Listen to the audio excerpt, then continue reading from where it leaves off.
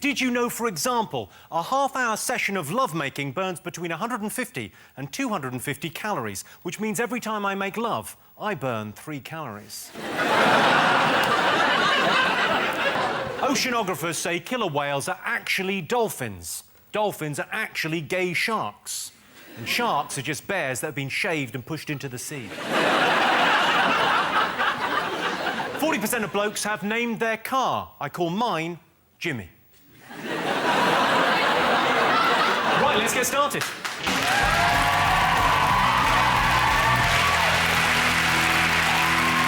Sean, Holly and Amir, pick a question. Well, I think we have to go for the boxing picture. OK, all right. What do British people prefer, ballet or boxing? I think boxing. Yeah. You think? Oh, for sure, yeah. Who knew Amir was going to go boxing? You know what? you get a lot of women now who like boxing. When I fight, 65% of my tickets are bought by women. And I don't know if that's because of boxing or because of me, so I don't know. Yeah. It's definitely the boxing. Women never... You never think about women going to a boxing fight. It's like women going to a football match. I mean, you get a lot going, but 65%... I've got another shot for you. They're in the pubs now.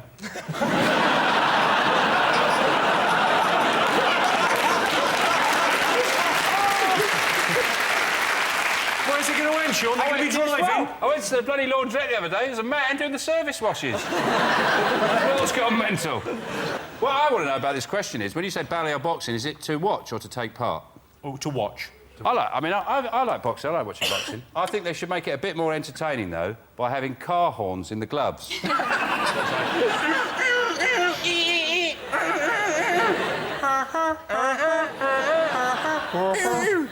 Amir, I've got a boxing question for you. Go on, OK, mate. youngest ever Olympic medal winner, I believe.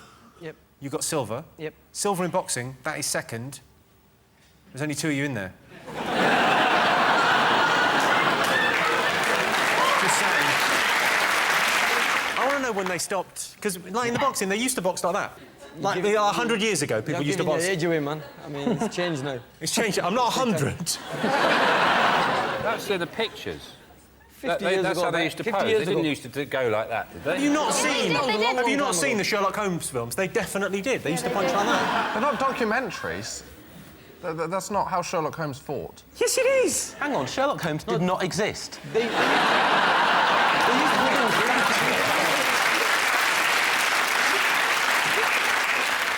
When you knock someone, you've knocked people out, don't you? Okay. In the ring, In yeah. the ring, yeah. That's what I mean. Yeah, I didn't.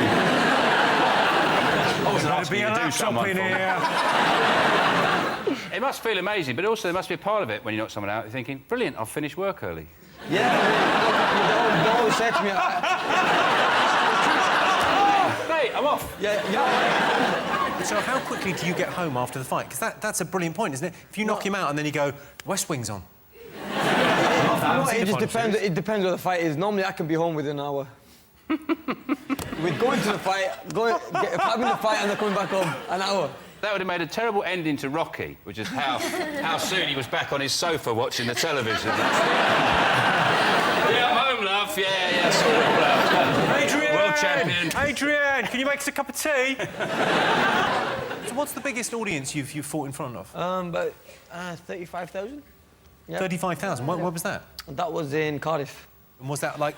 Was it an official thing or was it on the street? What's the biggest audience ballet get? Do you know? Oh, when I did ballet, there was 36,000. And 66% of them were men. So... OK, well, let's get an answer on this. John? Ballet, I think, are we? OK. Yep. Right, guys? You're going ballet? What do you think? Voice of the people. Boxing. Boxing. All right, I can tell you the answer is... 56% of people prefer boxing to ballet. Of course they do. Cool. For those who haven't seen Black Swan, it's a powerful story about a man who gets a blowjob for going to watch a film about ballet. I'm pretty sure that was my take-home message. Did you know, for example, 32% of women believe it's possible to communicate with the dead? So don't bother trying to kill yourself, she'll still be rabbiting on. In the UK, trousers cause twice as many accidents as chainsaws, which is true. I've had a lot of accidents in my trousers. A female mackerel lays 500,000 eggs at any one time. Slag. 9% of cat owners claim their cat had a say in their choice of partner, and that choice of partner was not to have one. Let's get started.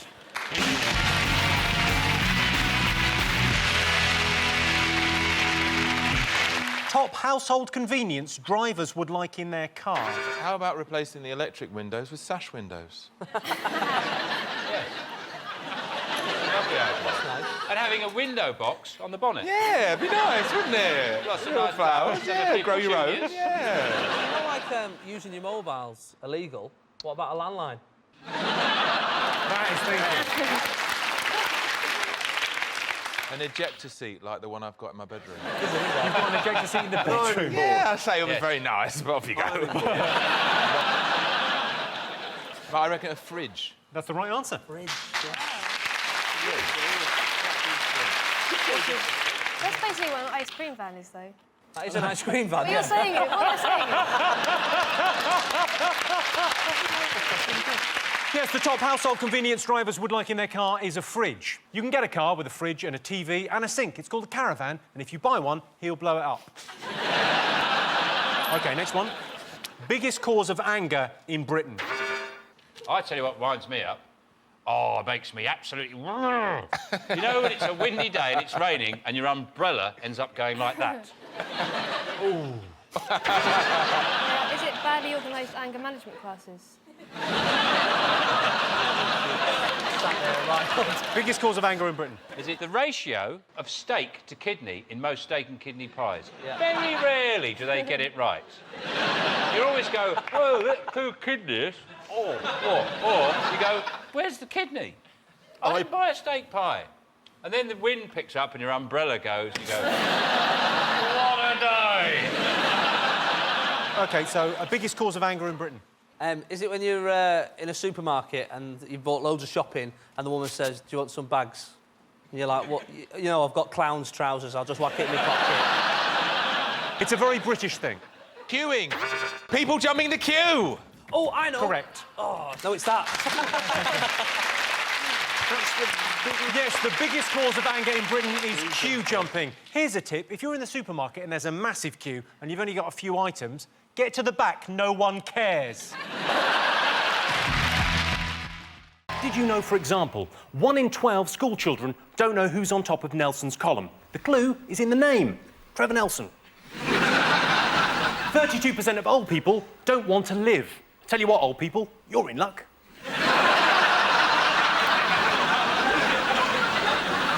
80% of women find men with cool cars attractive, which goes some way towards explaining why the last Pope got so much poontang. Right, let's get started.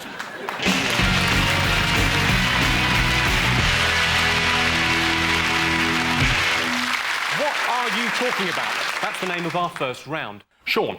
Well, I imagine they've been talking about the announcement of the Live 8 gig, which is due to coincide with the G8 summit, isn't it, in July? You know, the G8 summit where the 8 most powerful nations all get together in a room and go, everything's going great, isn't it? I don't know what the 9th most powerful country is, but I bet they're livid. Yeah. And they're doing a big... Bob Geldof's doing a big gig to draw attention to this, and he's been in some trouble with encouraging school kids to take a day off school. Is he encouraging them to take Mondays off by any chance? He's called for 1 million people to march to Edinburgh.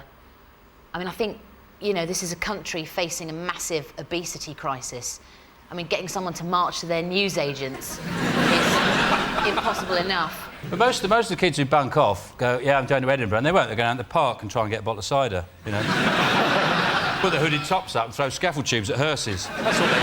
Well, let's have a look and see if Live 8 is up on our list. Yes. Oh, okay. You're absolutely right. 48% of people were talking about Live 8. It was a huge talking point this week. I don't know if you've seen the incredibly powerful commercial where a child dies every time famous people click their fingers. I couldn't help thinking, stop clicking your fingers. Last night I went to a restaurant. I killed 2 kids just getting the bill. Dave, over to you. What do you think people have been talking about this week? Big Brother is back. It's sort of indicative of the way the programme's going, that the second most important statistic they give you now when it comes on is the bust size. It's the breast size, isn't it? It's like Saskia, 34 double F. But they don't do it don't do it for the blokes, do they? Don't do Anthony, 3.5 inches, on the slack.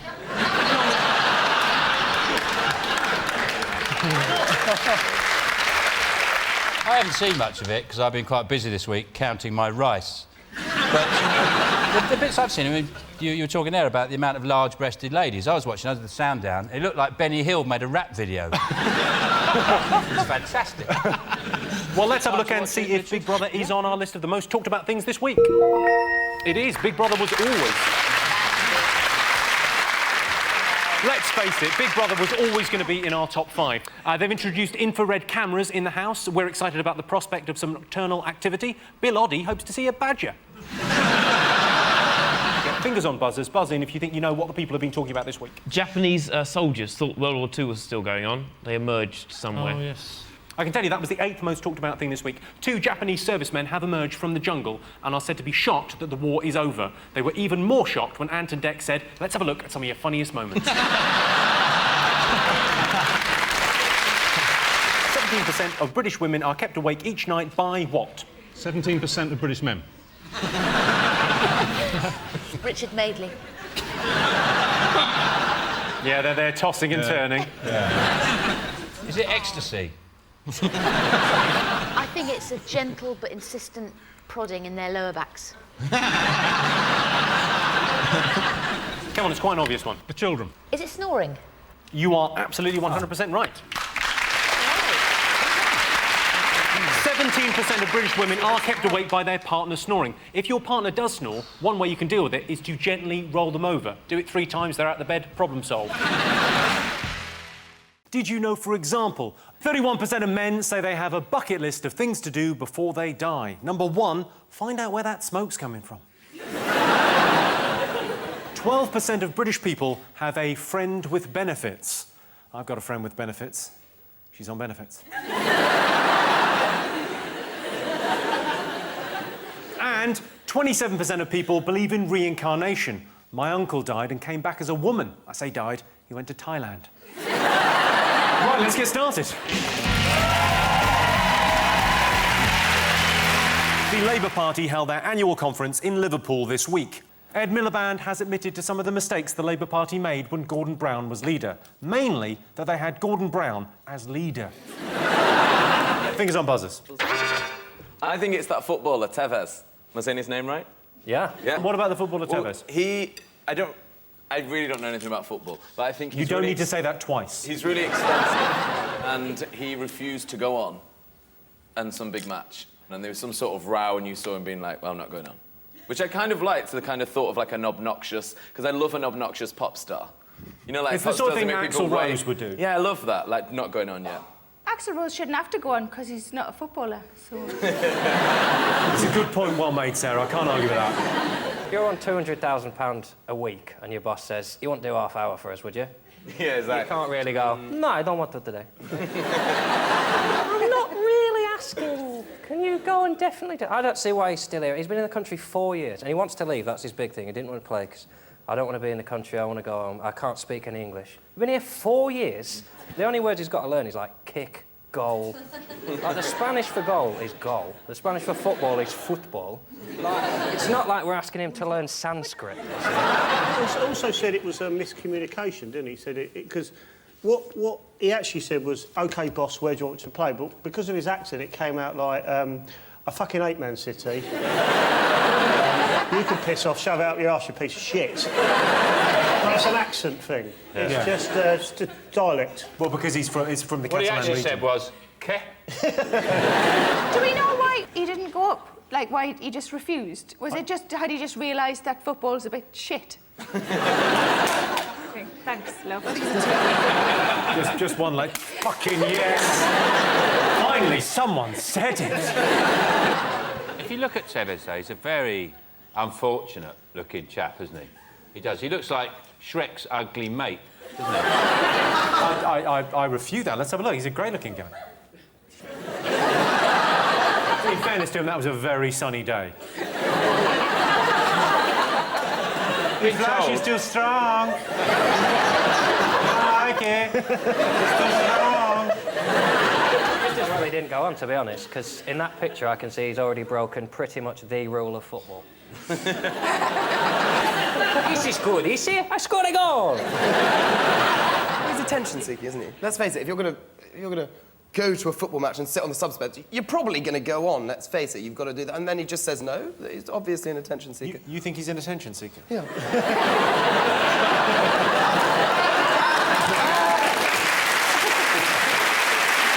He's obviously an attention seeker.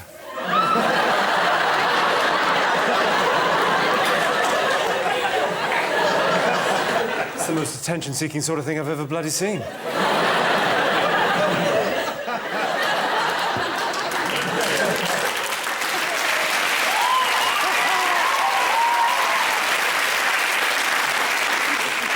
That, my friend, is how you get attention. Let's have a look and see whether Carlos Tevez is one of the most talked about people this week.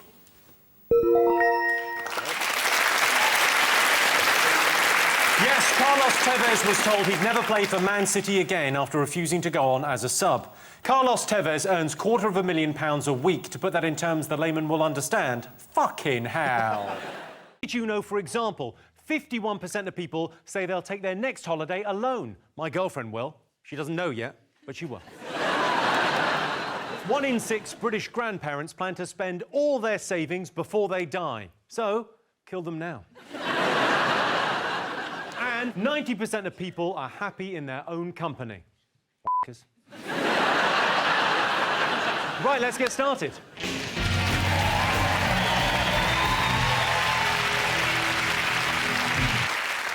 What are you talking about? That's the name of our first round. It's our panellists' job to guess the British public's top 3 most popular talking points. Aisling, what do you think the nation have been talking about this week? What do I think people have been talking about this week? At a guess, I think it might well be that Donald Trump became the 45th. Was it the 45th? Or the 45th yeah. president. The final president. Kathy, you've met Clinton. Bill. You met Bill Clinton. Yeah. How was Bill? Well, I was at a dinner. I kind of gate crashed a dinner. It was a 100th anniversary of Labour dinner, and there were lots of business people there, and I thought some of them might be good to interview. So I was on a table with all these business people, and we each had a box of peppermints. And one of the guys said, "I dare you to go and get Bill Clinton to sign your peppermint box." So I was like, yeah, all right, yeah, fine. That's a bit of a risk of Bill, isn't it? Well... A sunny peppermint box.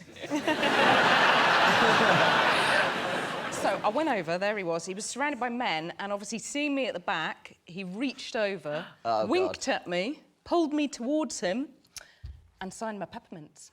Oh. Now, I half expected him to say, "Will you suck it and see?" Channel 4 News, everyone, Channel 4 News.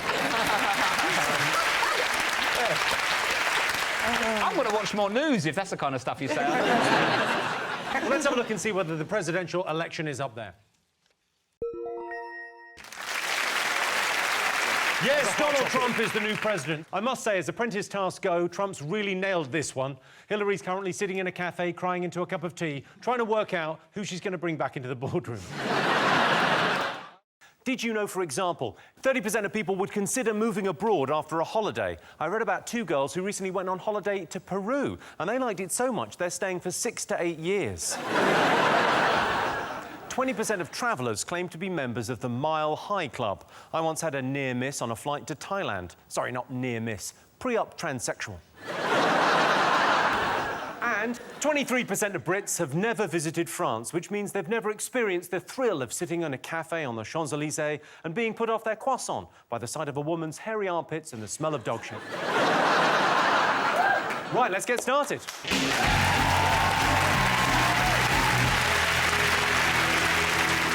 Sean's team, what do you think the nation have been talking about this week? Strictly Come Dancing has started again. It's back on, it's huge. Yeah, it is huge, it's massive. Although the line-up is a bit... Well, I think most of them should bring a utility bill. I don't know who they are. I thought there were huge stars on there. Who? Vanessa Feltz. You did that. Yeah. I said nothing. No, I did that as well. I've been locked in a house with Vanessa Feltz. I can testify. Of course. Yeah, I did. When you did Celebrity Big Brother. I did Comic Relief Big Brother in 2001 with Vanessa Feltz, and And she is, she's nuts. How long did you last in that, Jack? I was in the whole week. I won it, of course. Oh, wow. Yeah. Yeah, I remember that. Charm and personality that shines through. Captured the nation's heart. Exactly. People just sort of warmed to me, and I think people kept you in because they knew it would irritate you. I'm just thinking, like, do you think maybe she's just said, like, I'll come and do the show, but I'm just not gonna do too much because I'm a bit heavy? Yeah. Do you mean like serious, or what do you... No, I mean, like, seriously. Oh, no, you're like... being incredibly bitchy. OK, great. No!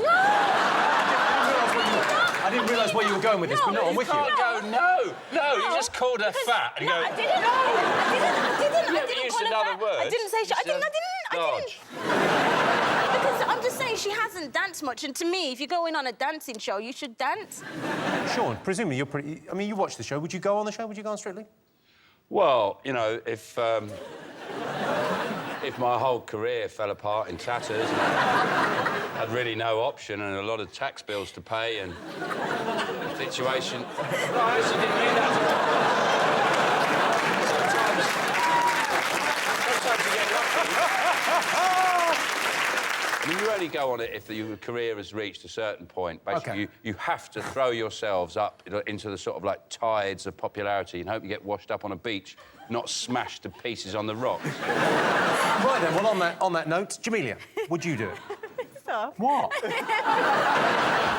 Honest to God, I get asked to do it every single year, and just hell no.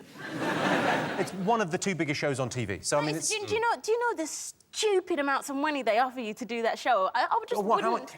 How much did they offer? No, they're like Oh, come on. I mean, ridiculous What, amounts tell of money. us. You can buy a house, put it that way. And Yeah, but you live in always say Birmingham. no. Yeah.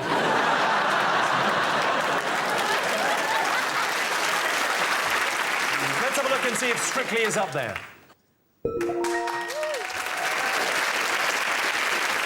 Yes, indeed, Strictly Come Dancing has started again. In the first episode of this series of Strictly, everyone agreed Abby Clancy stole the show. Typical Scouser. 31% of taxi drivers don't take a break whilst at work. You'd think that'd make them cranky and opinionated. And a teaspoon contains 120 drops of water. That's according to research by Professor, probably, from the University of... Yeah, I reckon. Let's get started.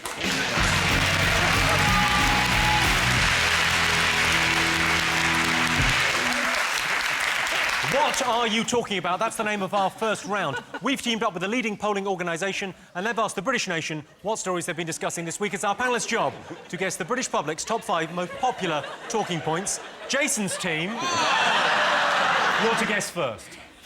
What do you think people might have been talking about this week? It's the untimely death of Molly Sugden. Who saw that coming? Who else is that? Jimmy. Is it... Jimmy. He had his chance. Yes, David, what? Have you heard Michael Jackson is dead? Yes. I thought the coverage, like the night he died on Thursday, was it Thursday when it happened? Thursday, yeah. I mean, I sat there all night just flipping channels between BBC, Sky News, just trying to see how many different ways you can say Michael Jackson is dead. There was this lady on BBC News, and she said, Michael Jackson, King of Pop, dead at 50. We go back live to Los Angeles for an update. He dead! He's still dead. Are you sad about it?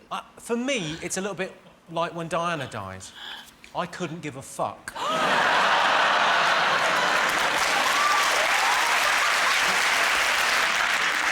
The audience, how do you feel? Are you good at... Do you feel sad? No, it's a weird one that a few of you, yes. Now, I read in the paper, the big story, the real tragedy around Michael Jackson's death was the fact you were looking for a house and you lost out on the deposit. Yeah, there's an element of truth in that, yeah. So did you find him a house?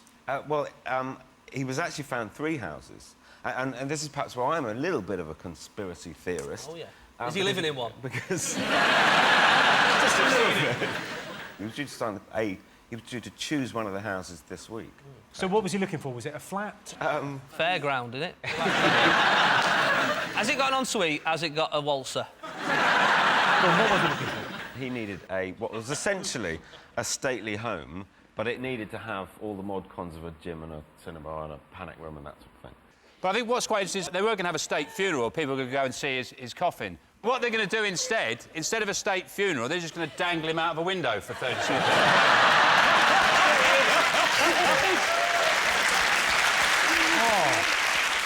Let's have a look and see whether Michael Jackson is one of the most talked about things this week. I imagine he's right up there. Yes, indeed. I think the highest percentage we've ever had. Yes, Michael Jackson has passed away. You could tell Michael Jackson wasn't well. He hasn't looked himself since about 1984. Did you know, for example, 27% of UK adults have taken illegal drugs? I took some illegal drugs once. It was just paracetamol, but I nicked them from Boots. 1% of British women have paid for sex. I charge £1 a minute. And let me tell you, ladies, after a night with me, you'd be lucky to get any change at all out of that £2 coin. 55% of parents say that childhood is now over by 11, which is when the pubs close and Uncle Terry gets home.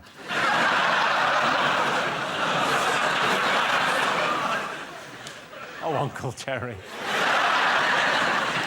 And on average, men spend 20 minutes in the bathroom every day, and women spend 27 minutes in the bathroom every day, but not directly after a man spent 20 minutes in there.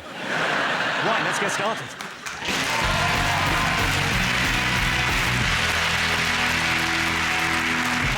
Has the recession affected you? Because you're obviously, you know, you're producing theatre these days. Are people not going out? It affects everywhere, doesn't it? And what is sad is we were first in the recession and we're last out. It's wrong. That is wrong. It's like an orgy, isn't it? You don't want to be last out at an orgy. Let's have a look and see whether the recession is one of the most talked about things this week. Yeah. Wow. Well, that's good. Yes, this is the news that the recession in Britain is officially over. To celebrate the end of the recession, I'm going to have a party. I'll get a mix CD, I'll get some bunting, some fun hats, maybe some pick and mix for the kids. Where can I get all of that from? Woolies.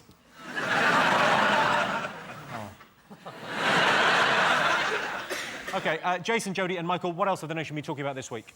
Big Brother. I think Big Brother. That's all I'm talking about. Well, I mean, I didn't watch it, but you... Well, you've missed out. It's just been phenomenal this year. I really, really have. Why? I love the ritual humiliation of people that I have I think kind it's human torture. It's good when they come in at first to see who you know and who you don't know. Yeah. Luckily, we all knew Stephen. Did you know anybody in there? Vinny, you know.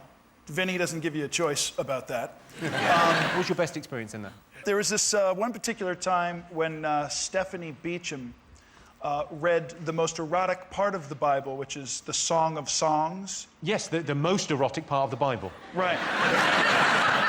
That's the bit I go to if I'm feeling lonely. Yeah. That's why they put it in the drawer of the hotel. In case you haven't got money for that channel, you can go, hang on, Song of Songs.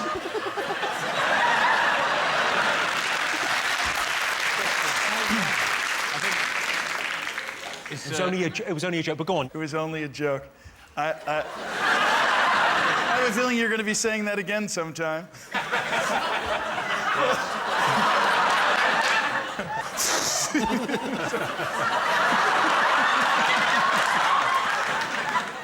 Are you saying I'm damned to hell, Stephen Volume? Let's just clarify this. Yeah. I've just got a picture of you being damned and on fire. I'll be honest with you, Alan, I think me and the devil would get on. Yeah. Come back to the story, because she was reading the most erotic bit of the Bible, because I thought you had a bit of a crush on her. She has this voice. She got very into it. Oh, yeah. And it wasn't too long after that that I was evicted. So it all worked out just great. When you say evicted, that means what I think it means. What does that mean? Basically, it's something to do with your knob, if Jimmy said it. 84 shows in, it looks like Sean's broken the code. Let's have a look and see whether Big Brother was one of the most talked about things this week. Yes, Celebrity Big Brother ends this evening. This week, housemates had to make a clay model head whilst blindfolded. There was Ivana with an ugly, misshapen lump that barely resembled a human face, and then she put on a blindfold and started modelling. The one thing I like about Vinnie Jones's acting is he's very consistent. He's always shit in shit films. Did you know, for example, there are 336 dimples on a regulation golf ball, which is why they're so adorable. The biggest participation sport in the world is fishing. Of course, a lot of the participants are fish, and they're not happy about it. Right, let's get started.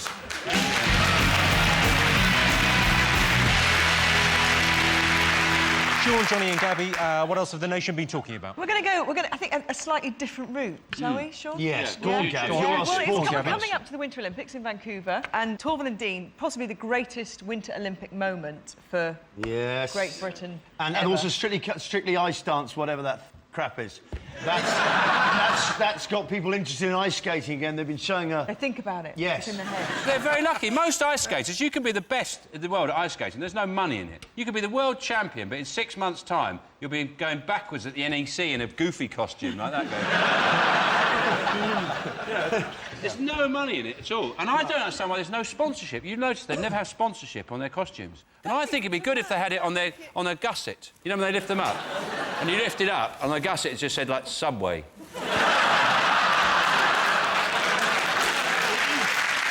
OK, let's see if Torvill and Dean is one of the most memorable sporting events. Come on.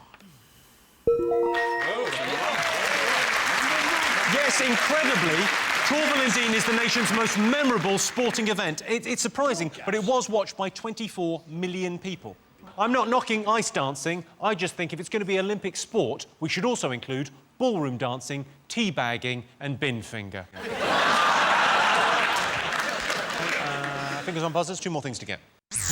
OK, Sean. Is it where Colchester got that draw with Ronnie in the Freight Rover Trophy in '83, and there was 60 minutes left on the clock, and they managed to pull one back, and that was fine. They managed to hold on right to the very end of the game. Is it when Mike Tyson he took a bite out of Evander Holyfield's ear? I think that would be top actually, because that was the most shocking thing I've ever seen in I interviewed Evander Holyfield, and he said, and he said that he had no So idea. what? He said, What are you saying?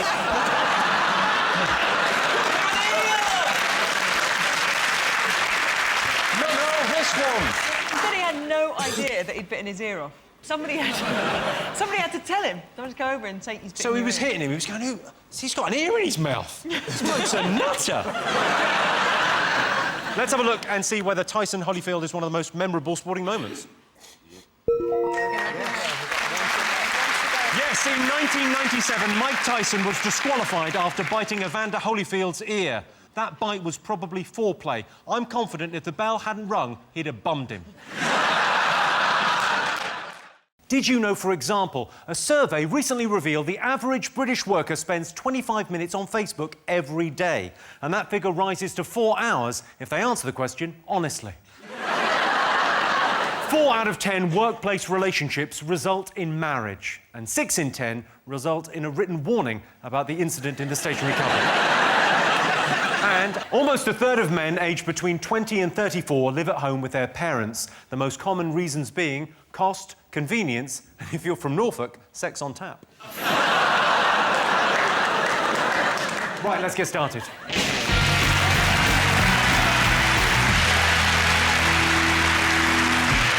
You do. I can't stand it. That thing you do like a little skip, you go, and then you go... You do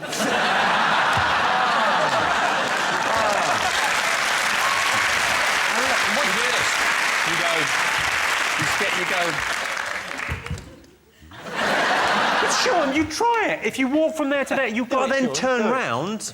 Look, you just do that. Well, how would you do it? How would you do it? Fine, let's see. Walk on. It's not easy, Sean. Yeah, OK, all right, Sean Lock, everyone, Sean Lock.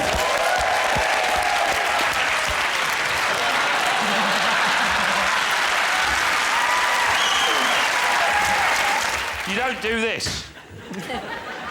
What is your problem?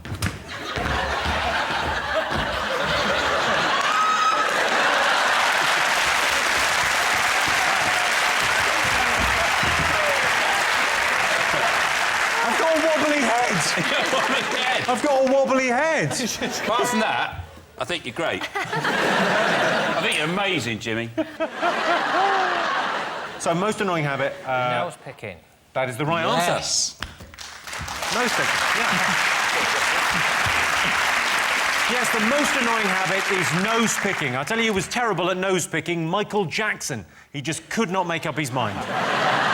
John, Mark, example. We're going to call you Elliot or example? Call me by my real name just for this show. OK, example. Elliot. Well, I watched X Factor this week, and it was very exciting because Cecil was off sick, so Nadia had to step in. Neville was in the bottom two because Phyllis said his song choice was all wrong. Anyway, he got saved and Humphrey's gone out. And I might have got the names wrong, but frankly, who gives a shit? Because the one I hate is Frankie Kokoza. Oh. They're desperate to report that he's cool in my desperate campaign against the most despicable human on earth. This week, they said, he's been out on a 12-hour bender. He went to Wetherspoons and had a few beers with his mates. Then they went to a club, he got ID'd, and they went back to a house. That's hardly like Oasis throwing a donkey through a hotel window or anything, is it? He got ID'd and he went home. That's not a bender, is it? And then he took 3 girls this week to car parks. What? He took them to well, fair play. It's more expensive to take a girl to an NCP car park than a hotel. I hate it. You've got to have no talent at all and go on there and they're awful. Have you heard Frankie Leona Kokoza? Lewis, no talent? Well, she can sing, but that's about it. Yeah, but she's a singer, so that's like the most important I mean, part. I can't sing as good as her, but I've been struggling for years to get to this position, to get on this show. Looking at her. It is a weird thing, though, because, like, from your world, from sort of, you know, if you're a rapper, could a rapper ever get anywhere? Well, it's not on even X Factor? rappers. It's like, you know, anyone who started off from, like, you know, grassroots or underground, you know, like, touring for years. Like, I've done nearly 1,500 gigs and, you know, sort of, you do all these gigs. It's, you know, like stand-up comedy, you know, start off at the bottom and just build your way up, and then if you're good, you get a chance at making it if you work really hard. And these guys, seemingly, just come out of nowhere on TV for a couple of months, and then they've, you know, record contracts and... A lot of them on X Factor go on to become household names, like And then- Vanish. Did you know, for example, 14% of cat owners think their cat is more important than their job? And the thing is, if they think that, they're probably right. Most deaths in hospitals are between the hours of 3 and 4 in the afternoon. All I'm saying is, it's only a countdown conundrum. Don't have a stroke about it. And the average man will spend 2,965 hours shaving during his lifetime. It's the bit round the balls that takes the time. Let's get started.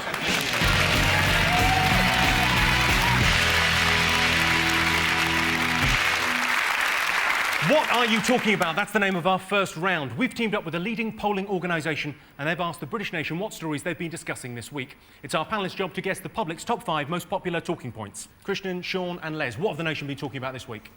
I think definitely the ongoing Tessa Jowell story. She's left her husband now, or separated from him. I think you can be a bit hard on Tessa Jowell, though, because, I mean, the point is that she didn't know about the gift, and she didn't know that her mortgage had been paid off, and she didn't actually know she was married to David Mills until she read about it in the Sunday Times. The thing is that, I mean, some people say that did they split up genuinely, or was it an attempt to save her career? Apparently, what really tipped the balance was when she found out for the last 10 years he hasn't been sending off the pools coupons. He's been pocketing the money. He's obsessed with money, isn't he? Because he's married a woman called Tessa. Let's do this! Aren't we asking quite a lot of our politicians to actually notice £350,000 in their bank account? For some of us, it's a lot of money. Channel 4 News, they paid a big bucks. But as relationship blunders go, it's quite serious, isn't it? It's not like he's come home pissed and had a slash in the wardrobe. Sure. You know, you could get over that. He's ruined her career. You know, that's quite a serious thing to do, isn't it? Ruin someone's career. You can't make that up with, you know, breakfast in bed. Politicians ruin their own careers by going on Big Brother. Would you like me to be the cat? Yeah, okay. Tonight's going to be a very different kind of 8 out of 10 cats. Did you like the fellow? Did you like George Galloway? At first, I thought he was like really crafty, he had like shifty eyes and everything, but he completely changed my mind about him by cheating and lying, and then I realised that from my gut instinct he was a very horrible man. And do you know what? So sorry, at first you thought he had shifty eyes, and then you realised he was horrible. He really changed your mind, yeah, didn't he? I realised he was horrible. but then I realised that he was actually all right, but he weren't all right, because he turned out that he was actually horrible. When someone changes your mind, you've got to end up in a different place than when you started. That's the whole nature of changing one's mind. Do you know what the funny thing is? I was on a shoot today, right, and I come out, right, on... no, not like that, I'm living the dream. I am living the dream. Hey, right, I am living the dream, but I walked out, right, on a street, a London street, with no one else around, and who do I bump into? Was it Batman? No, George Galloway. Yeah, because he's following you. Was he in the back of a van with some binoculars? Oh, what a coincidence, Chantal. How was it when you bumped into George, then? Did you... It's just, he asked me how my nan was, which was the first question that came out of his mouth. How was your nan? My nan's fine. Are you sure that isn't just a slang expression he uses? How's your nan? There's some place they call it a pitter. Well, let's have a look if Tessa Jowell is one of the most talked about things this week. Yes, it is. 12% of British men admit having been reduced to tears during a shopping trip. True or false? I only cried once, and it's when I went to DFS and bought a sofa full price. The one day of the year. I've been very upset by stuff I've bought. I fell out with this girlfriend of mine because you know, she's getting really upset because she thinks there's a big difference between, like, semi-skimmed and banana-flavoured milk. 12% of British men admit having been reduced to tears during a shopping trip. True or false? What do you think? We all think it's true. You think it's true? Well, I'm afraid you're wrong. Actually, just 3% of men have broken down and cried during a shopping trip. In their defence, they were shopping for their wife's coffin. It's the one she would have wanted. What, the first one you saw? Yeah. The average sofa will witness 300 arguments, over 1,000 cuddles and 1,500 spillages. An argument that leads to a cuddle that leads to a spillage. That is a great Saturday night in. Only 20% of us can remember the name of the first person we kissed. I can't believe anyone could forget the name Arkayla. The average golfer spends £2,000 a year on their hobby. No wonder, with so little money left over, they have to steal their clothes from the bins behind the circus. It's a joke about golfers dressing like pimps. And, according to research, the average household eats 8.4 kilograms of sausages a year. Surely that's bollocks. And, of course, lips and arseholes and eyelids. But mainly bollocks. Right, let's get started.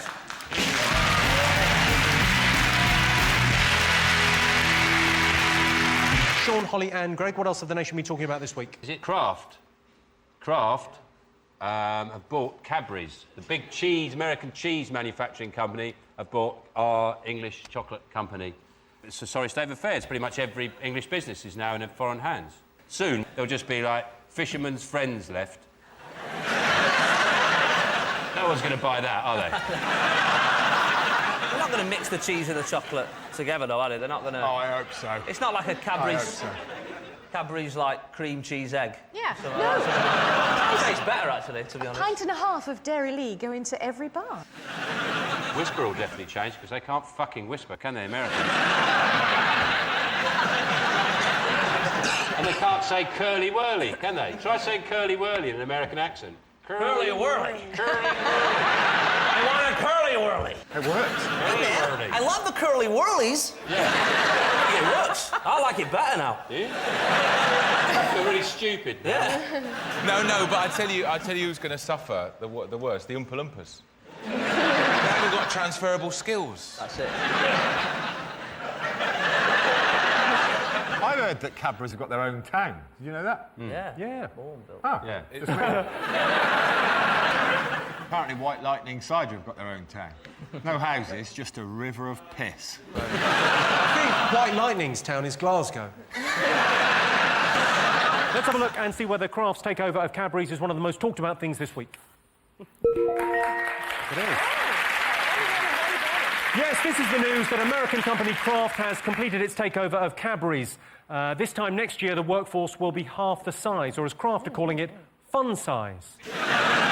Cadbury's share price soared for a few minutes, then crashed and felt a bit depressed, and then reached for another dairy milk and felt much better. 54% of our audience said they believe in extraterrestrials. Robbie Williams, Uri Geller, Krista Berg, Gloria Honeyford, David Icke, Danny Dyer, Howard from the Halifax ads. They all believe in aliens. Can they all be wrong?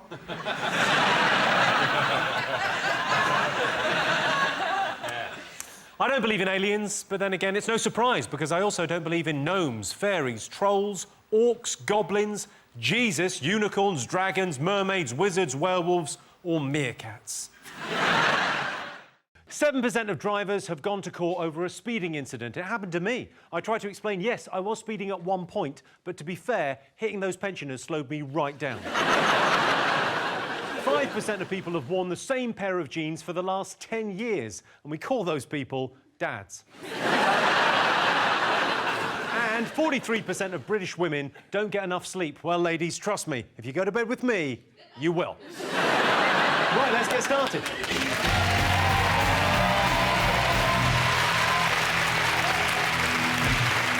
Rob's team, what have the nation been talking about over the last week? Trump.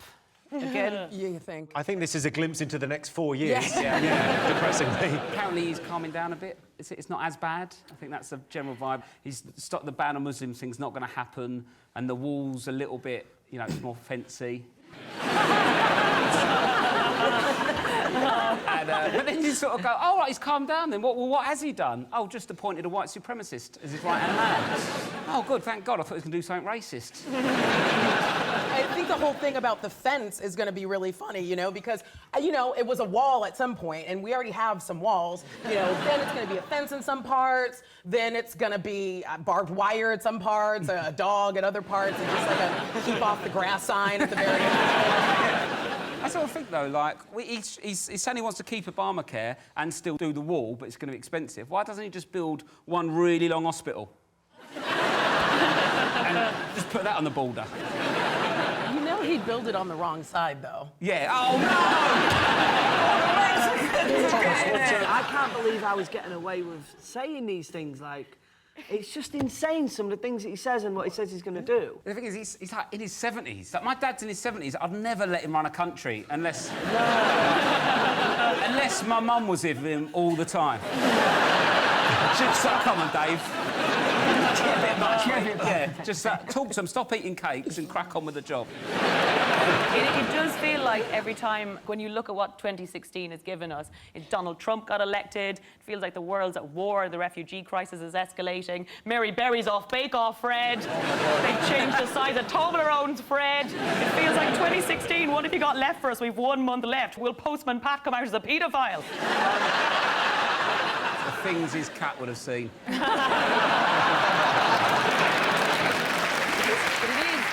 Watching the news at the moment, like, I finally understand watching football, because night after night, I feel like I'm watching like this, going, oh, come on! Get off the news!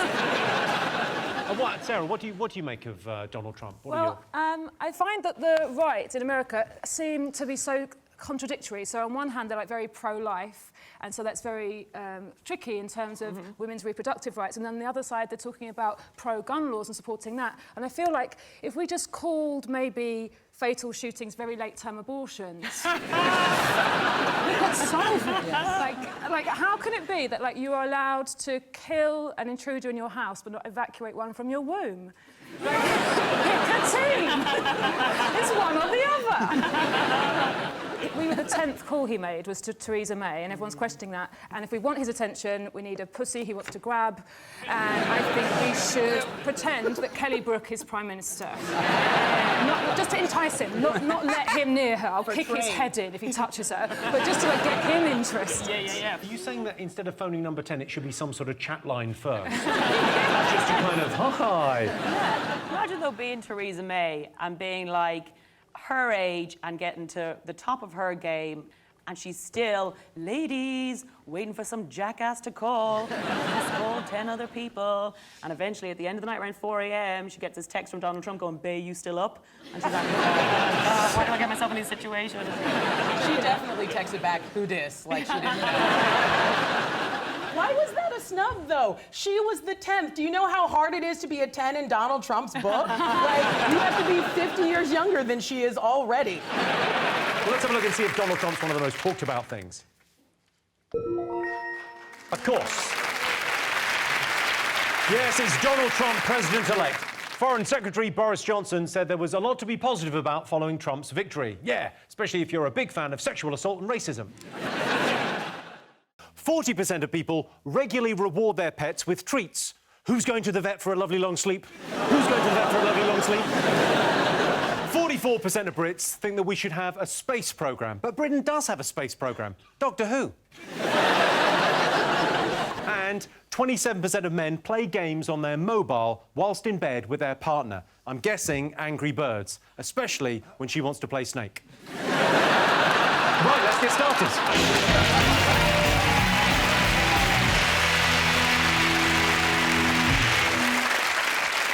What are you talking about? That's the name of our first round. It's our panellists' job to guess the British public's top 3 most popular talking points. John's team, what do you think the nation have been talking about over the last week? Olympics, innit?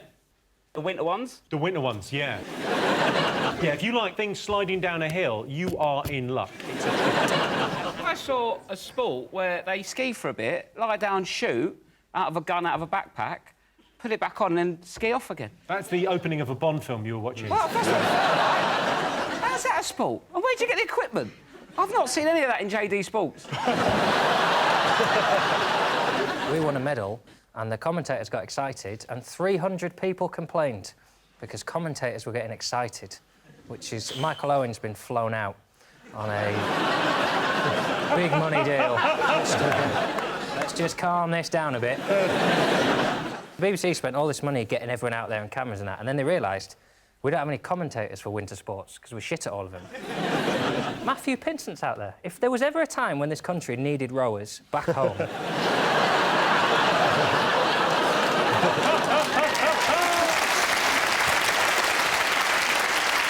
It was the judging that got me, because I was watching a lot of the borders and stuff going down, the free skiers. But the problem was these guys invent while they're mid in the air. Go, do you know what? I'm going to put an extra twist in this. The commentators are going, that's... and they're just making up names. Well, I become an expert within moments of switching on the Winter Olympics, and about 4 minutes in, I'll be going, well, that's a 9.8. What are you talking about? I'm the same with Bake Off, frankly. Watch it for 2 minutes, and then I have a very strong opinion based on literally nothing. Joe, have you done any winter sports? Yeah. I like them all. I like them all because I absolutely love Lycra. I do all of them. I love the way it feels on my body. I feel sassy when I wear Lycra. I don't care who knows it. And I like watching people in Lycra. I'd watch anything it involved. Like I'd watch Songs of Praise. If they all wore like Let's have a look and see whether the Sochi Olympics is up there. In Surrey, an emergency shelter has been set up in Thorpe Park. I mean, that'd be amazing if your house has been flooded and you feel miserable, and then log flume. Yay! I've been affected. You've been affected? Yeah, I think it's ruined the news. What I'm worried about, if the flooding gets any worse, I'm going to have to move my caravan further up the hill. Or I'm going to have to move back into my treehouse. Oh, you like bungalows? Yeah, I've got a few places, mate. I'm earning.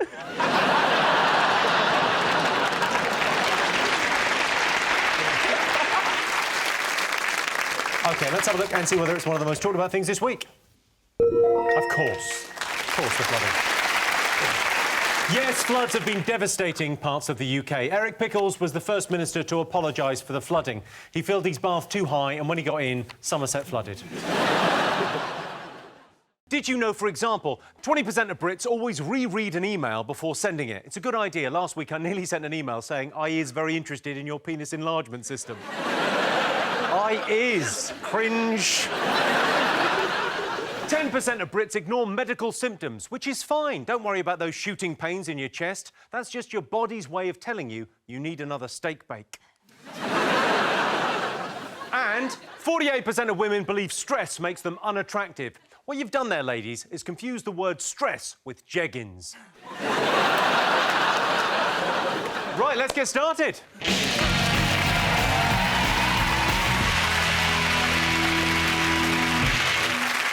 John's team, what do you think the nation will be talking about this week? Alex Salmond has launched his manifesto for how Scotland will cope after independence. And I can speak with some authority on this because I own a Proclaimers album and have seen Trainspotting. So, do you need any facts on Scotland? Have you been to Scotland? Do you like it? I've been to Edinburgh. It was fun. I didn't understand anything, but it was nice. And people were like, "Oh, you must have haggis. You must have haggis." It's crazy. It's not crazy. It's just unnecessary. I'm confused by the whole Scottish thing, though, because the world is. We don't understand. So Britain, because Britain is not a country, but then you guys have a national anthem that you sing as Britain, and then you get medals as Britain in the Olympics, but then you're not a country, which is cheating technically. This is just me asking on behalf of the world. We want to know how it works. Because we didn't know that Scotland wasn't a part of it, because they use... They are, but they're going to leave. Or they might. To go where? They can't go anywhere. Where are they going to go? I don't understand this. This is confusing. No, well, I'll tell you what's happened. So Alex Salmond, the First Minister of Scotland, has outlined the SNP's blueprint for Scottish independence ahead of next September's referendum. Some of the white paper key pledges, I'll just give you the key things. It said the Queen will remain head of state, Trident nuclear weapons will have to go, popular BBC programmes will stay, but they'll only air on a newly formed Scottish broadcasting service. Sean, do you think we'd be better off without Scotland? I think it's inevitable. If I was Scottish, I'd vote for independence. I would, immediately. Because you think you can't vote immediately, it's not for another 10 months. So that would be a waste of vote. Sorry. I mean, what I'd do if I was Scottish, I'd turn it into a tax haven. Oh, now you're talking. Yeah.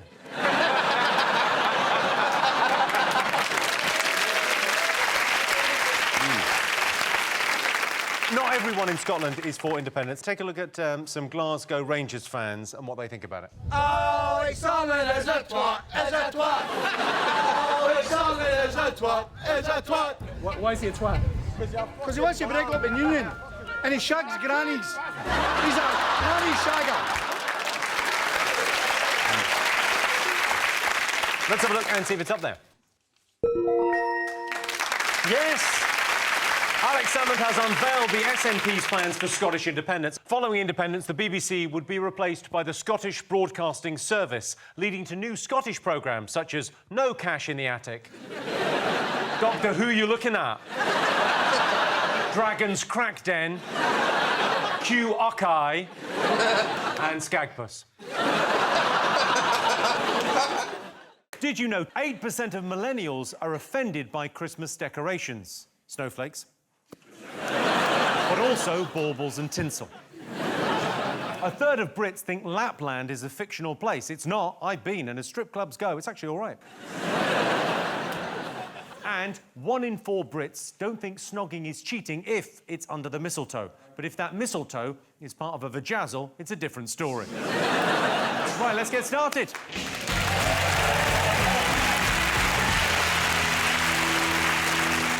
What do people love about Christmas? The presents. What's the best thing you ever got? Oh. Braces? But it's hard, Christmas presents, isn't it? Especially when you're married and you've been with someone a long time, you run out of ideas. And the best way, I think, is throwing money at it. Like, last Christmas, I ended up getting my wife $3,000 in used banknotes. That is a lovely gift. Isn't it? Why did they have to be used? And how were they used? Cocaine, mainly. That's like calling your wife a stripper, isn't it? Are you just... Because you said you're just throwing money Yeah, I don't just, like, in her face like that. I once had a really awkward thing in a relationship where, you know, we've been together a few years, you think you're in the same place. So I bought us a holiday to Barbados, and he bought me an electric toothbrush. And yeah, it was a very tense day at the time. He felt very embarrassed about it, but then actually it was a good lesson. We went on holiday for a week and we had an amazing time, but the toothbrush was something that I used every single day to masturbate. And so, in a way, a great gift. And people don't even worry about why it's in your bag. You can take it on holiday. The other great thing is, ladies, minty fresh vagina. Ola, best gift you've ever given? There was one year I actually decided I was going to try and do like Christmas like other people, and I bought everybody in the family a foot spa. But like half of my family members just didn't take it home with them. Slightly weird at your house then if you've got 6 foot spas. You know what you could do? Open up a place in the high street. All we need is a couple of goldfish. You know those things where people... charge people £20 a go. Yeah. Lovely. You know those are really bad, those fish things? Why? The fish don't even get a lunch break. Well, they're having a lunch. They just cruise on 24/7. They just keep It's going. actually against the EU Working Time Directive. They are very much remain, those fish. I think the problem with Christmas presents is it's just unwrapping proof that the people you love don't know you. It's a sad, sad thing. You have to pretend. What's the worst thing, then? Well, my mum was a single parent with 3 children, and she used to give us school uniform, and we used to have to pretend that that was what we wanted. It was sad. It's my size. Yeah, and our stockings, she would put our breakfast in it. You're lying. No, I didn't. And when we turned 14, we started to get sanitary towels. Yeah, because some people are poor, and Christmas isn't fun if you're poor. You watch all these adverts where everyone's getting these amazing toys, and you have to go, oh my God, another white shirt. Oh, this is what I wanted. Is this the Christmas episode? Is that why? What gave you Well, I thought I was told to wear this jumper, so I was like, all right, I'll wear it. This is the... Oh, Merry Christmas! I didn't realise, Jimmy. I've got a bloody robin on my top. How did you not know? Is that Christmassy a robin? Yeah. It is? Are you broken? Emily, what's best gift? Well, I don't know about Christmas, but someone keeps sending butt plugs to my house. And they're changing each month. They start really kind of I've got that with socks. Well, they send you a new pair of socks every month. We can't shove socks up your ass. You can. You can. But it's the weirdest thing. And like, my dad came round the other day, and he was sort of fixing something for me, and he pulled this drawer open, and this butt plug rolled out on the floor, and he went, what's that? So you've kept the butt plugs. It'd be a waste not to. Who had 4 minutes for the butt plug conversation? Okay, let's have a look and see if presents are up there. Yes, it's Christmas presents. Last year, I got my girlfriend a puppy for Christmas. It was so cute. I even put it in a little box with a big bow on it. My mistake was sending it second class. I like unusual presents. Last year, I bought my nan a lifetime supply of Werther's Originals, which turned out to be 3 packets of Werther's Originals. Do you know, for example, on average, in the Northern Hemisphere, January is the coldest month of the year. However, if you were in Australia, you'd be surrounded by twats. 30% of us refuse to sit on a public toilet seat, which is perhaps why they shit all over the floor. And the longest kiss on record lasted 130 hours. I'd like to see 2 beautiful women try and beat that. Let's get started.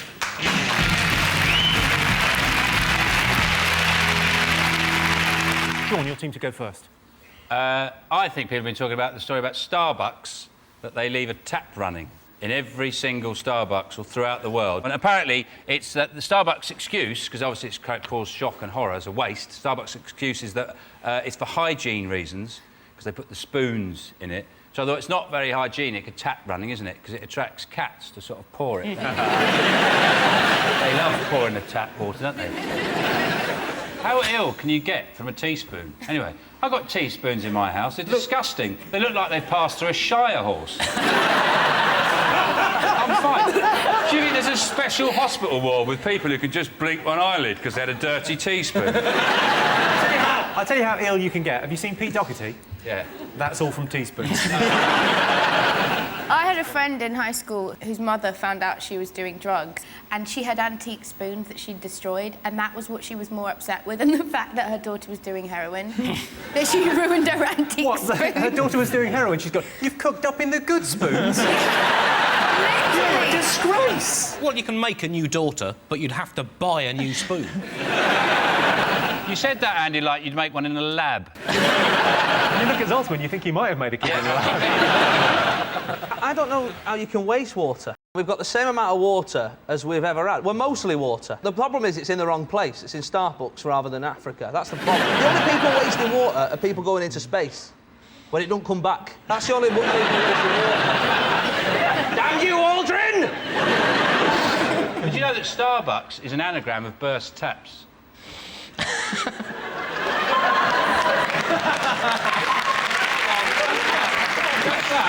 it's not. It's not. I just like to cheat. Nobody really checks up on anagrams. They just assume you've done the work. They go, oh, really? Nobody goes, hold on a sec. That is a shocking indictment on our studio audience that they went, yeah! You go into Starbucks, they do the fair trade question now. They go, do you want that as a fair trade coffee? And who in that situation goes, no, I want the other one. I don't want the fair trade, I want the exploito. Give me the exploito. Yeah, really want to hurt some farmers, make it massive and put a picture of a crying child on it for me. Let's see if Starbucks is one of the most talked about things this week. Yes, Starbucks have been accused of wasting water by leaving taps constantly running. Starbucks have said the practice exists to exceed health and safety standards and they're working on an alternative solution as a priority. I've got a solution for you. What's that? And then that. Did you know, for example, 26% of new mums worry about their social life changing? So you lose the chance to hang out with the girls, drink Prosecco and have a good old gossip. But on the other hand, you've got sick down your top, your house stinks of baby shit and your boobs ache. So, swings and roundabouts.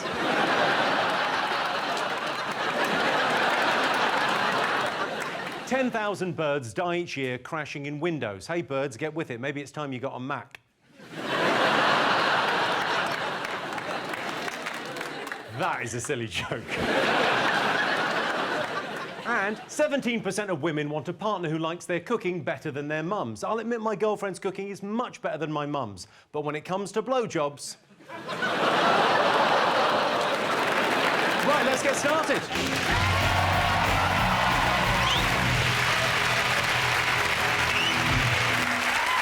Best way to put the spark back into a relationship? What do you think, Rob? Role play? She rolls over and I play with myself. Alex, what do you think? What's the best way to put the spark back into a relationship? I think there are two options. OK. Alcohol. Perfect. Easy. Or a life and death situation. Sometimes you can combine the two. If you're doing enough Jaeger bombs in one night, oh. Or you're having a picnic on a very high cliff. Hold on, back in love. What do you think, Aisling, if you had to put the spark back into a relationship? Why bother with sparks? Why not go fire? Set yourself on fire, then he'll notice me! Craig? I'd say have an affair.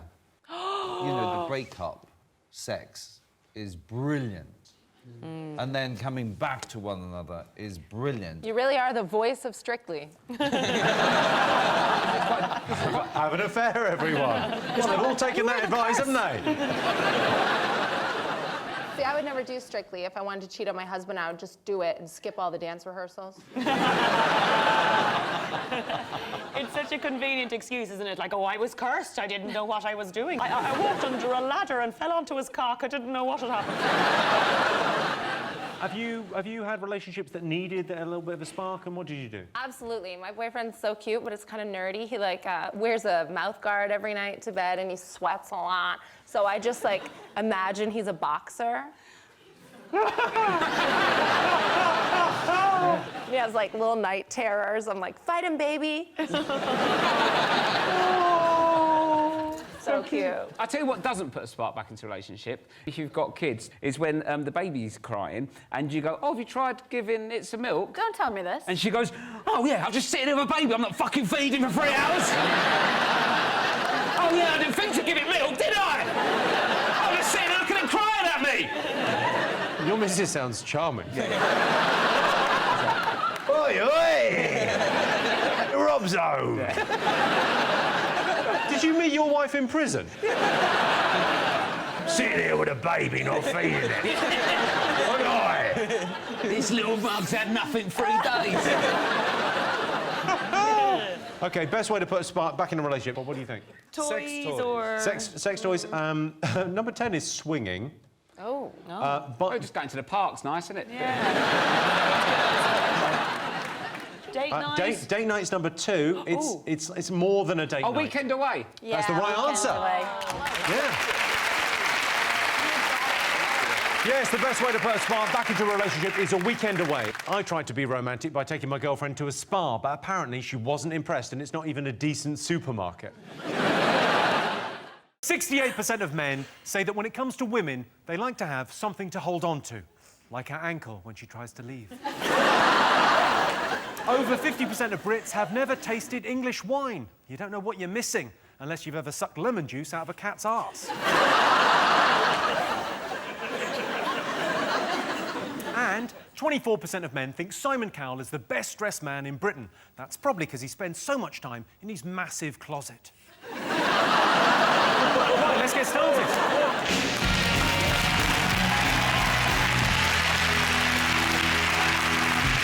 John, what do you think the nation should be talking about this week? Well, there's a new talent show in town, Jimmy, and it's called The Voice. And maybe you're not watching The Voice. Will I am. John Richardson, everyone. Yeah. You know when sometimes you're watching a TV talent show, it's basically karaoke on TV, and you think, this needs chairs that spin round. It seems to be such a big selling point, doesn't it? Yeah, yeah. Chairs spin round, it's a big deal. It's quite exciting at first. I don't think it's part of the format. I think it was in Tom's contract, because his hips are so bad he can't turn round anymore. It took so long, they put the chairs in. After the show, they put wheels and handles on it and take him home. Is the show better if I did... Oh, I heard you, and then I didn't know what you looked like, and then I turned around. It should be allowed, though, once they've turned round and seen the people, to go, keep going. If they can turn back again, go, we must be joking. Ellie, are you watching it? I am. I like the judges. I like Jessie J a lot. Me and Natalie were saying this. We want to be Jessie J's best friend. Her best friend? Yeah. Jimmy. Or girlfriend. Or girlfriend, would you? I don't know, Ellie. We was in the makeup room. We were saying we'd give her one, didn't we? If you three need a space to sort of hang out and just see what happens, I've got her. She does have the ability, though. She's, like, absolutely beautiful, but within the blink of an eye, she can go to Les Dawson with, like, she proper gurns. Amazing. It's like... She's, like, beautiful, and then suddenly she'll be like...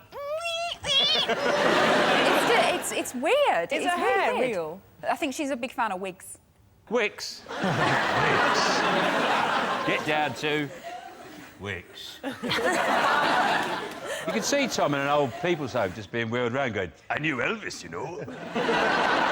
He mentioned, like, every 2 sentences he goes, when I was talking to Elvis. Yeah. I mean, I don't know how well he knew him, but I know they haven't spoken since 1977. Get over it.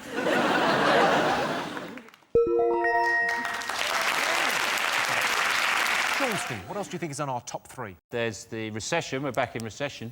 Yay. Yeah. I like how a chief economist in the UK has said that the missing link within the British economy is a lack of confidence. So I think I know what George Osborne should do. He should just draft in Gok Wan. He's good with confidence, isn't he? And he'd just get the economy, tell her she's got awesome bangers, whack her in a wrap dress from Dorothy Perkins, so away we go! He's sorted! It's a good idea, but I worry it will end with George Osborne naked in a shop window somewhere. Yeah. So you look fabulous. It's all about the confidence. I've never liked them. What, bangers? No, recessions. Oh, right. Never liked them. I'll stick my neck out and say they're shit. Yeah. But you don't like them? No, I don't like them. Said it, I said it. I wondered when... It's out there now. Because it's been in the news a lot this week. It's a return to the 1970s, and I wondered, is that why you're wearing that? Don't take that. Go straight back at him. Yeah. Go and get him. All right, hold I'm on. going to move out of the way. Yeah. And you sort him out. Do your top bottom up.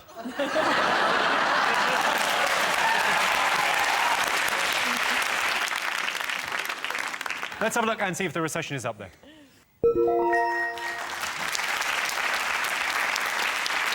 Yes, Britain is back in recession. The recession risks catapulting Britain back to the 1970s, or in the case of Scotland, forward to the 1970s. Did you know, for example, 44% of vegans live alone? I'm not surprised. You can only open so many windows. 40% of Brits wouldn't give up their seat for a pregnant woman. I got into trouble when I offered my seat to someone I thought was pregnant. Turned out, just fat. He was livid.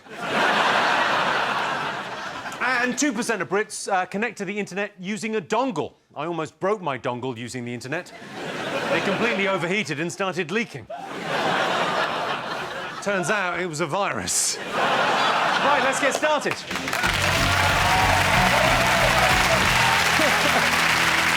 The rules of Is There a Duck are simple. Catherine, you'll be blindfolded. You'll have to guess if there's a duck. OK. Rob, we've given you some classic duck bluffing equipment. You'll need Catherine to give me the wrong answer. Now, Catherine, don't let the duck bluffing equipment make you think that there's not going to be a duck. There might be a duck. Do you both understand the rules of Is There a Duck? No, but I'm up for a laugh. Let's play Is There a Duck? Yes! Catherine, please. So I get in here. Into the arena. Take a seat. Yep. OK. I think we've got an eye mask and headphones for you to put on. Oh, yeah, lovely. OK, there's the eye mask. OK, so... Can a duck peck your vag off?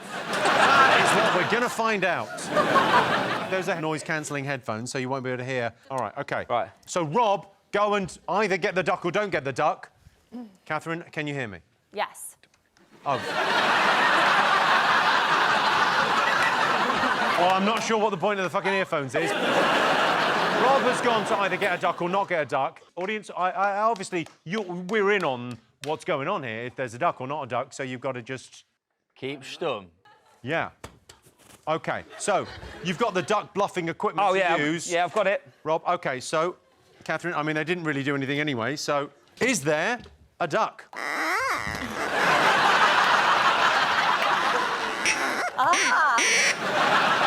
Still feel there's no duck. OK, she brings it now. That's the duck noise? Okay. Yeah. Oh.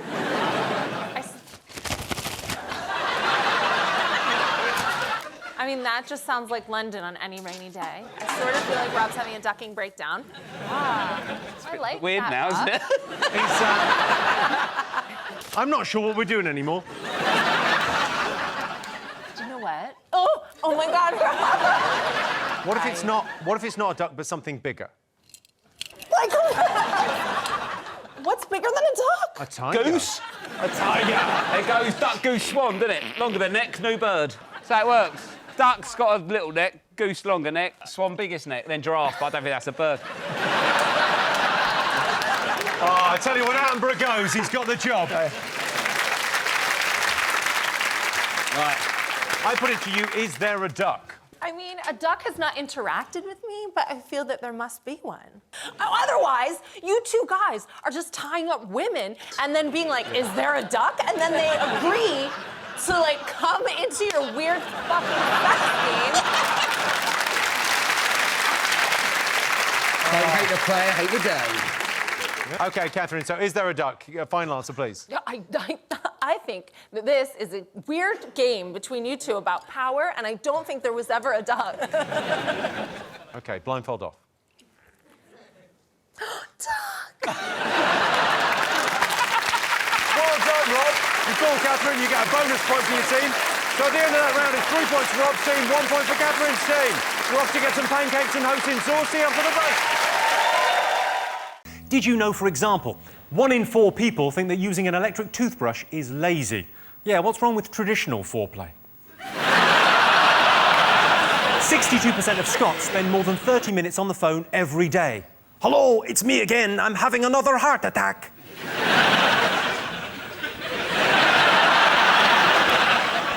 And a plastic bag in a landfill site takes 1,000 years to rot away. So in a sense, it is a bag for life. Take that, M&S. Let's get started.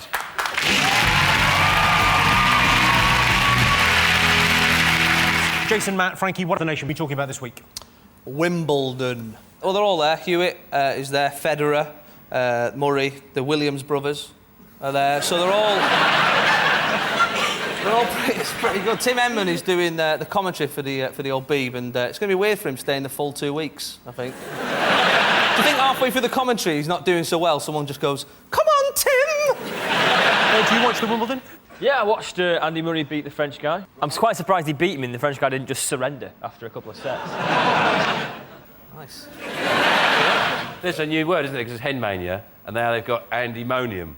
And I think, really, it's got andymonium. I think, really, it should be called Andy Pandemonium, shouldn't it? Is it me? miserable-looking bastard, Murray, as well, isn't he? Yeah, as opposed to your good self, Frankie.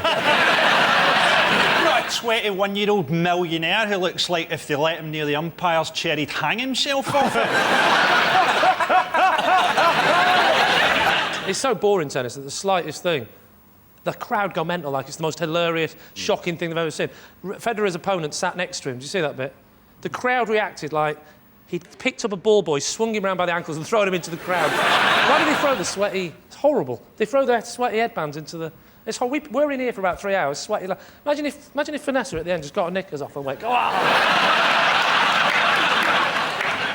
The press are obsessed with knickers, aren't they? If you just were going, God, I can see her knickers, whoa, I can see her looking knickers, you'd be down as a pervert. You get arrested. The Sun can just go to the tennis and go, whoa, look at her knickers, she's got red ones on, whoa. It's the equivalent of standing at the bottom of the stairs at work just going, oh, I've seen your knickers. For some reason, it's fine. But don't you think that those sound effects, you know when they go, ugh, every time they serve and everything, ugh, and if you combine that with porn, where everyone's always going, ugh, ugh, don't you think it just puts ordinary people under colossal pressure?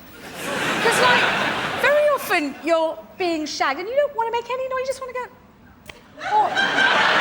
You don't always have to go, oh, do you? Or you go, oh. You just sometimes want to go, and you have to. Why don't you just get him to shag you and put the tennis on in the background?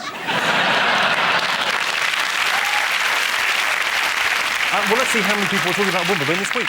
It's the most talked about thing in Great Britain this week. Yes, Wimbledon started this week. Tim Henman is commentating this year, which means the chances of him winning the competition are exactly the same as last year. Sean, Vanessa and Lee, what else have the nation been talking about this week? There's Nelson Mandela's birthday concert in Hyde Park, and there's Glastonbury as well.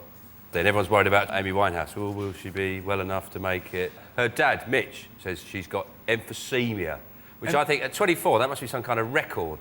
By the time she's 30, she'll have scurvy and rickets. She'll go in a bath chair with an ear trumpet. Have you seen the pictures of her this week? She looks like a campaign poster for neglected horses. Yeah.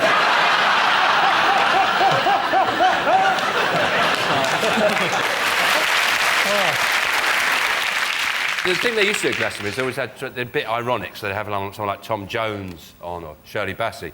But it's gone way too ironic this year. And this year they've got Will Young on, Neil Diamond and Shakin' Stevens. It's like a wedding disco. You say, oh, Shakin' Stevens will be brilliant. He won't. He'll be shit, because he's shit. Would you be tempted to go to Glastonbury? Yeah, I'm going on to Glastonbury. You get killed tonight, don't you? Yeah, 2 hours dead. Feel good. You should go out to all the stone people at Glastonbury and make yourself white. Make yourself all white and then just unzip the tent like that and go. What, do you think Hollyoaks is on a big screen at Glastonbury? It's a bit more mental than putting Jay-Z on, is it? It's Jay-Z. Is it Jay-Z now? Yeah, he's in England. It's Oh, Jay-Z, right. mate. You're over here, you play violins. It's Jay-Z.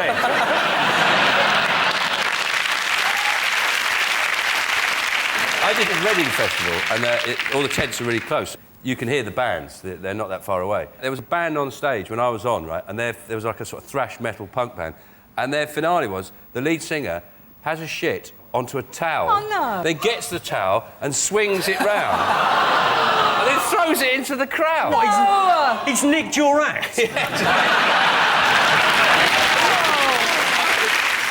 be great if Nelson did that, wouldn't it?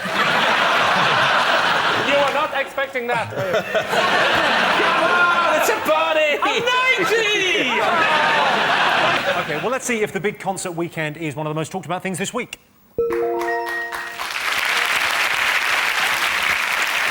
Yes, it's the Glastonbury weekend. Kelly Osbourne is going to be filming a video diary of the shenanigans backstage. I didn't even realise the shenanigans were playing.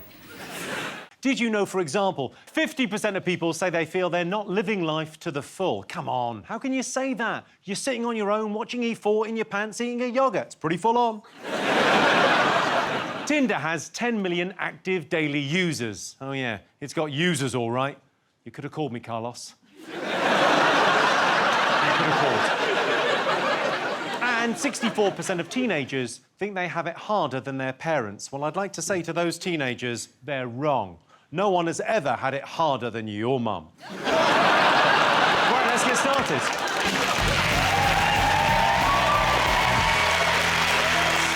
Rustling's team. Who do you think are the most popular people in Britain? J.K. Rowling. She's become incredibly successful, a global phenomenon. Yeah. Do you love her? Oh, I love her. Have you read all the Harry Potter books? No, I'm 32, but... I've read a lot of her work on Twitter, which I think is genius, because she is... Sorry. Yeah, sorry, no, the books are stupid. They're childish. It's silly. I mean, she is a woman who basically has become a billionaire by taking children's pocket money.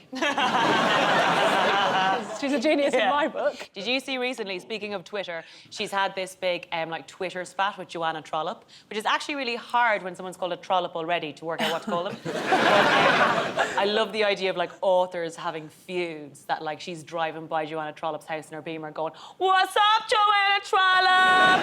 Bitches running witches!" Why is she wasting her time arguing with people on Twitter when she's a billionaire? Boy, if I was a billionaire, I'd go in Argos and buy one of everything. I mean, that's literally everything we need to know about you. Rich, have you read these books? Have you read the Harry Potters? I haven't. You know what I do? I think, she's made it OK for a whole generation of children to read again, which I genuinely think is a real shame. Because when I was growing up, you were allowed to just watch television. Kids these days have to read. My daughter read all the Harry Potter books. I had to read some of them. It's fine. But I say to my son, "Oh, when you read this thing, it's good. It's got wizards and there's lots of deaths and stuff like that." And he honestly goes, "You know there are video games, right? Why on earth would you be reading a book when there's a video game?" It's quite a positive message there for the future. You can't help the truth. Computer games are better than books, and so are films. Because you don't have to do the thinking, it's there. Do you know what I mean? And I don't know what? I think Steven Spielberg's got a better idea of what I want to watch than what I do. I've got a pretty good idea of what you want to watch. Yeah? Yeah. You flirting with me? No. So, David, you've read the books, right? Yeah, I mean, they're quite complicated. I will say that about them. It's just generally, I feel I grew up in a more simple time when a wizard had a pointy hat, was a man, a woman that was a wizard was a witch and had a cow, or a cat. Cow? Sorry, yeah. They're quite complicated. You were thinking... They're quite complicated. David wasn't able to remember all the facts. I love all the Harry Potter books. The only thing is, Hogwarts is not a great school. Every year they have a rather large amount of accidents involving children. At least one of the staff members get murdered. Ofsted should be stepping in. What is going on here? There's a snake in the sewer. Well, I've not really read Harry Potter. I've not watched the films. It reinforces the fact that boarding schools are weird, isn't it? I think probably the reason you wouldn't enjoy it is because the kid with hair like yours is the baddie. He's always the baddie. What I like about the films is, because Daniel Radcliffe, as Harry Potter, he was so method, he's actually stayed a child. Have you seen You? What?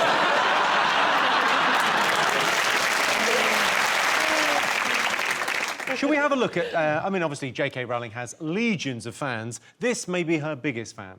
Hello, I'm Harry Potter himself. You're looking for America's biggest Harry Potter fan. But you're in luck. You found the world's biggest Harry Potter fan.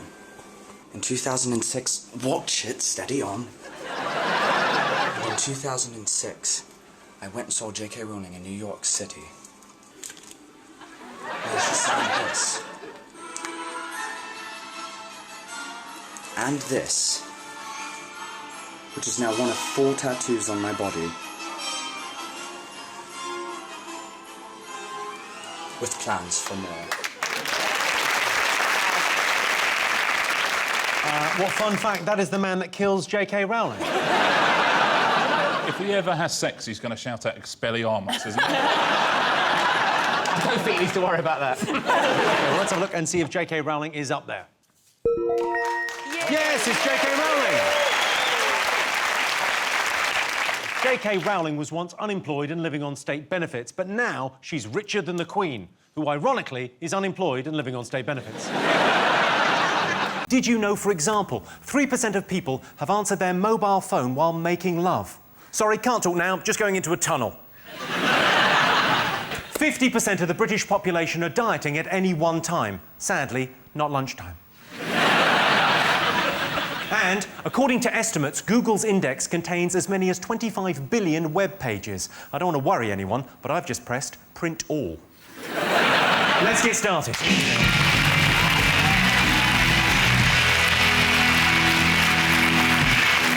What are you talking about? That's the name of our first round. We've teamed up with a leading polling organisation and they've asked the British nation what stories they've been discussing this week. It's our panellists' job to guess the British public's top 5 most popular talking points.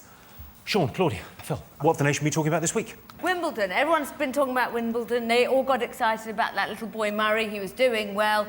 Big whooping, Murray Mound, kissing himself, Popeye, and then not. Are you just doing word association, aren't you? I found Andy Murray slightly irritating. You found him irritating? The whole kissing of the muscles and all of that. His actual aim, I read this, it's quite funny, he said it credits his newfound health to his diet. He said, and in one lunch sitting, he had 42 pieces of sushi, but he's hoping to get to 60 pieces of sushi. That's what he wants. And I just got this idea of, you know those machines that fire tennis balls at you? Yeah. He just gets one of those and fills it with sushi and just stands there going... There was actually 6 complaints into the BBC because Nadal kept scratching his arse during the... As if someone from the BBC is going to go out and go, excuse me, can you stop picking your arse? The whole thing about his style of tennis is about his balance, which comes from his bottom. I think it's integral to the tennis, and Claudia probably agrees as well as a tennis connoisseur. And, yes. And a lady who likes a fine bottom. That I think you need to focus on his bottom. I don't understand who these people are. Who bothers to complain? My favourite complaint was on the Channel Babe station, where the 3 women have the boobs out, they've got a pair of knickers on. People ring up and get off, right, for £1.50 a minute. Now, some bloke complained because one of the women showed a little bit of front garden, right? And again, at what point are you watching going, oh, this is brilliant, this is... Oh, no, you've gone too far now! Oh, put that away! Don't look, son, don't look! Do you know what me and Gabby did recently? Hello? Me and Gabby did an evening with Sven-Goran Eriksson. What do you mean, an evening? For charity. And you did like a Q&A thing, didn't you? Did you not get paid? Oh, Jason, you're so new to this. Let's have a look and see if Wimbledon's one of the most talked about things this week. Yes, it is. The most talked about thing is Wimbledon. Andy Murray could have beaten Nadal. All he needed was a slightly different strategy and a magic racket strung with dreams. The crowd at Wimbledon got right behind Andy Murray as they queued at the exit. Jason, Gabby, Mark, what else have the nation been talking about this week? Well, I think it's got to be the Royals. They're on their arse, aren't they? They've got no money. Apparently, they're so strapped for cash that they were thinking about setting up a premium rate phone line. What's that? What are you wearing? A tiara? Who's that getting off? Have you got my sceptre in your hand? Yeah, it was a bit weird. Because you'd have to ring it, wouldn't you? You'd have to ring it. Just dial 1 for 1. Dial 2 for a racist rant from one's husband. For Prince Harry, press the hash key. You know what I mean? All right, isn't it? Classic. Yeah. It does seem extraordinary, but they are saying they're strapped for cash. They don't have any money. Well, can't they do a sponsored run or something? I think they should do a calendar. The Queen should do a calendar, and over this nipple she has a sceptre, and that nipple, a corgi's nose. That'd be nice, wouldn't it? But it's ironic, because you've got Charles trying to save the planet, obviously. Yeah. And he's filling his car up with wine. Wine and cheese, yeah. Of course you are, Charles. Yeah. Of course you are.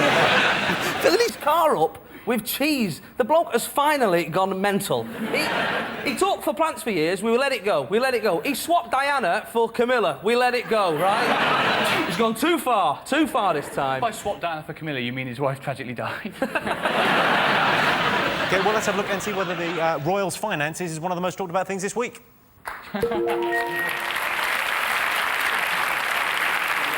Yes, this is the story that the Royals are apparently strapped for cash. In other royal news, the naval ship carrying Prince William has seized £40 million worth of cocaine. So, 200 sailors and £40 million worth of cocaine. It's either the biggest drug bust in naval history or Elton John has fallen off the wagon. In other news, Amy Winehouse has joined the Navy.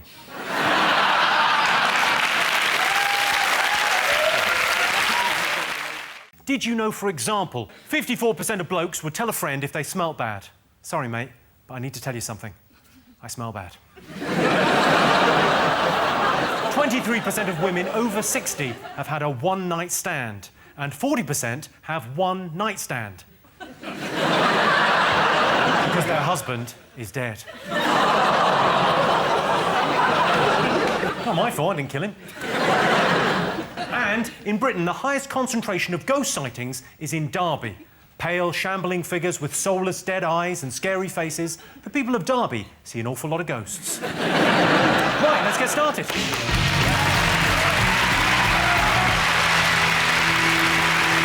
Sean, Alex, Russell, what have the nation been talking about this week? It's got to be Giggsy. Giggsy? He's been a bit of a naughty boy, hasn't he? Yeah. Tell me, a bit of a naughty boy, I think it's probably an understatement. Yeah. What is interesting about the footballers, though, is they seem to pick up all their women via mobile phones. They either, like, send pictures or texts. They say, do you want to go out and have sex? And they go, yeah, all right, and that's it. There's no... What did they do? How did footballers get off with women before mobile phones? Pigeon. Yeah. Pigeon. Imagine that. Just drew a picture of their cock on a bank statement. Here's my bank statement, and that's what it looks like. I can't draw, so I got Rio to do it. Rachel, you're a huge Manchester United fan. Yeah, I am. Have you met Ryan? I have, yeah. As well as fulfilling my dream of doing timetables to music, I did some work for MUTV last year. So, what was your first dream? Timetables to music, that's my day job. You may have seen it, it's on Channel 4. Oh, yeah. There you go. So I was shown round Carrington, the United training ground, by Giggsy and Rio last year. Blimey. I think you had a lucky escape. It's a very extended euphemism. Shown round? Shown round, yeah. We started in the changing rooms, and we worked our way around. Don't call it that. There were cameras there the whole time, it was fine. So you're a Man U fan, Yeah. you've met him. Has he gone up in your estimations, down in your estimations? I mean, the stupid thing with him was he got away with it for 8 years with his sister-in-law, and then he went for a Big Brother contestant. I just thought something. It's quite normal. Is it Lego? First, there's that Imogen business. And incidentally, she came to my New Year's Eve party. And Imogen came to your New Year's Eve party? She did. Well, but now she's famous, so things are going to change. She's done pretty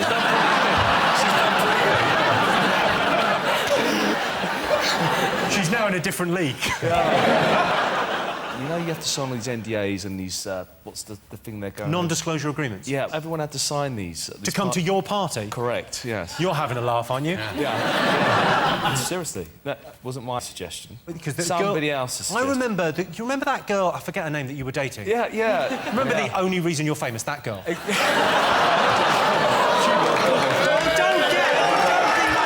nice to me. I will be nice. Okay. Jesus. Remember, I should have booked security. I might be retired, but I know, all right. Don't cry, Alex. Jesus. Anyway, she didn't sign one, and she released on a YouTube of the exclusive footage of our party. And someone got very upset. I didn't care. Was it at your house? It was... that's a bone of contention now. I think I might be about to do my first joke as a team captain. So stay tuned.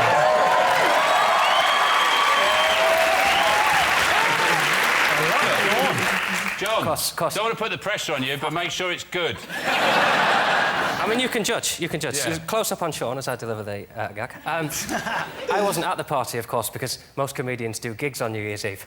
So does Imogen Thomas.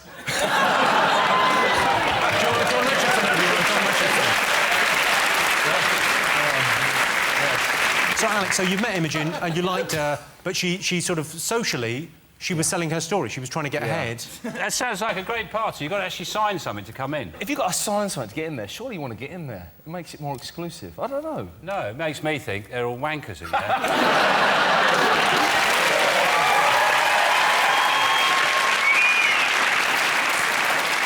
Do you see none of his sponsors give a shit. No one's dropped him. Like, I didn't know he was sponsored by Quorn. What kind of moral compass have Quorn got where they're going, well, if it didn't involve a pepperami, I don't care. I mean... Ironically, he's the one person who won't substitute his sausage for anything. You would imagine that, you know, vegetarianism's not very sexy. They're probably slightly delighted to have the Welsh Lothario angle. I'd fuck anything, I will. Nut cutlet. They're talking about him in the papers as if they're saying, oh, he's sleeping in the spare room now. As if he's on, like, a camp bed in a sleeping bag. He lives in a mansion. He's in a massive... He's probably got a telly in there. I'm not... But, these people live different lives. The other ladies, is it alleged? Are we allowed to talk about the other? Oh, we are allowed to talk the other lady. Sister-in-law, I mean... Oh, my good. Brothers. What's that all about? No. It's when a woman has two babies and they're both boys.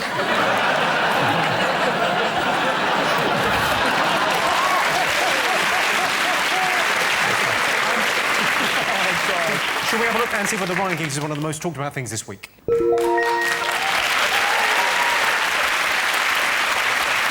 Yes, the most talked about thing this week. So not only has Ryan Giggs been in someone who's been in Big Brother, but his brother has also been in someone his Big Brother has been in.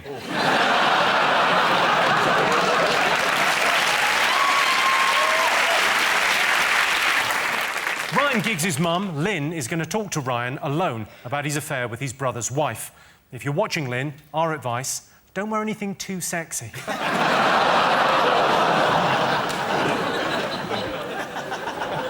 OK, John, Rachel and Josh, what else have the nation been talking about this week?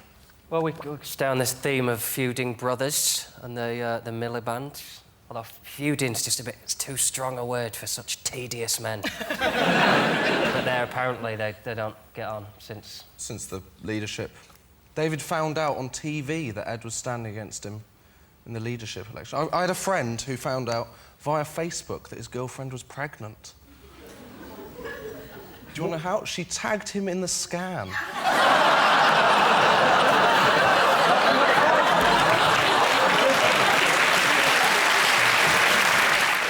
Did you know, for example, in the United Kingdom, 3 million people regularly play bingo? 2 fat ladies and another 2,900,998 fat ladies. 70% of men say they can burp on demand. Seriously, fellas, there is no demand. And 41% of Brits have had sex in their car. I tried that once. It was surprisingly romantic. I was really taking my time, putting her needs first for once, and then the lights changed and we had to pull away. Right, let's get started.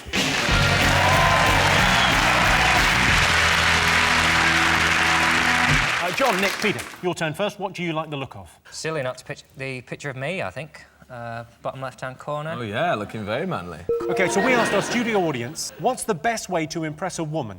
A feat of strength or a grand romantic gesture? What do you think they said? Bit of both, innit? Yeah. Carry a woman up a mountain at sunset and then do her on it. Ladies. Ah, the romance of being done on a mountain. My friend was actually proposed to like that. They were on Well, she was being done on a mountain.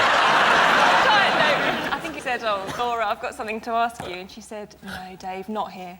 And then he actually proposed. Yeah. Why would you marry a man who, when he says something like that, you naturally assume he means doing it? Baffles me, the men that have got wives. Just... How long have you been single there, John? Well, 8 years. What's the relationship status of my team? Single for about 8 years also. We're really killing it. Good strong wrist. Yeah.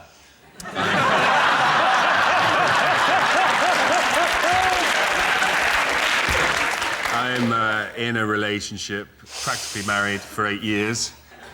Even stronger wrist. How did you woo your other half? Was it a romantic gesture or was it... Woo? Well, you know the way you woo a woman. Like in the 30s? You might get a feat of strength. You might say... You might do something that's, like, impressive to women. Involving... Right. So, look, look, you want a pickled onion?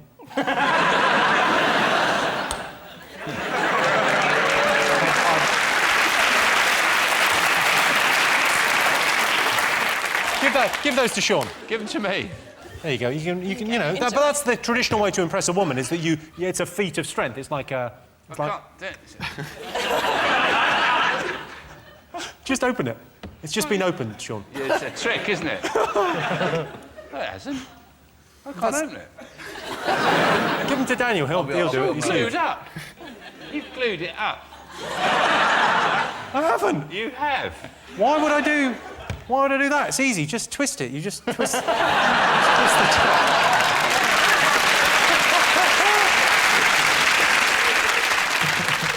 the so a feat of strength or a romantic gesture. What would woo you? It's got to be a romantic gesture, hasn't it? So what kind of romantic gesture? I'd say something like this. What about something like this? What?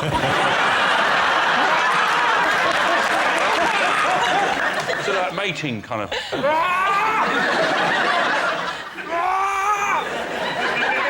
that sexy? My dad's lost the romance for my mum over the years, and when she was pregnant, I was 3 years old when my mum was diagnosed with my sister, and when she was 7 months pregnant, my dad's a lovely guy, but he just snapped him. She's like, you don't do anything around the house anymore. I'm doing everything. I do the hoovering, doing the cooking, doing it. I've got this one to take care of. Can you just help me? Some things I can't do, like I can no longer do the dishes. I physically can no longer do the dishes. Then the next day when my mum went to work, my dad spent the day welding a semicircle into the sink. So she could get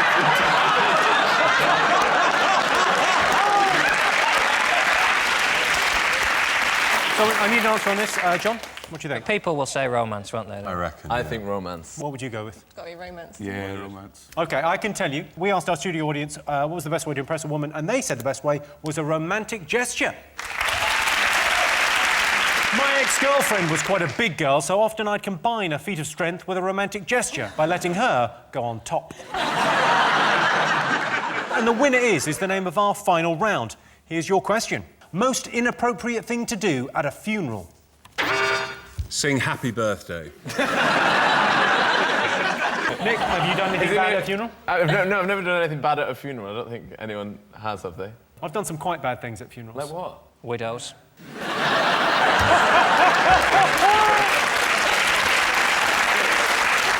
Rachel, have you ever done anything bad at a funeral? No, my friends got a nervous laughter, and they just started pissing themselves at a funeral once. Oh, no, that's OK. You can normally mask that, because even if you laugh really heavily, if you try and stifle a laugh, it's sort of, you've got the shoulders going, and that can look like you're crying. You can just cover you can normally get away with it. Yeah, but that doesn't help, does it?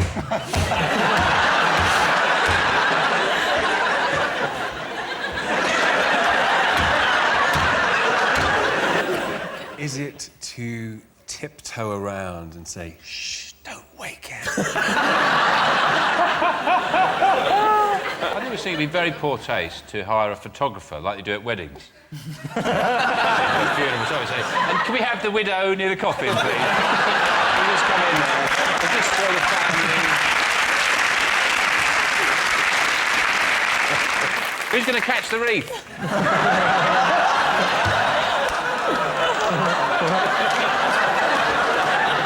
Come on, Nana, you should get it. It's to do with the eulogy. Speaking ill of the dead? Sort of, but it's more specific. It's something that happens at comedy gigs all the time. Is it heckle the eulogy? That is the right answer. Yes, the most inappropriate thing to do at a funeral is heckle during the eulogy. Some cultures bury their dead, some cremate the bodies. In Britain, we prefer to hide the corpse in a cupboard for a couple of years so we can keep claiming their benefits. Hello, I'm Jimmy Carr, and I'm announcing my new tour. It's called Jimmy Carr Laughs Funny, because there'll be laughs and it'll be funny, and because I laugh funny. Come and see me. Go to jimmycarr.com for details, you know, dates and tickets and all that kind of thing. You know how to buy tickets. Go and buy some tickets.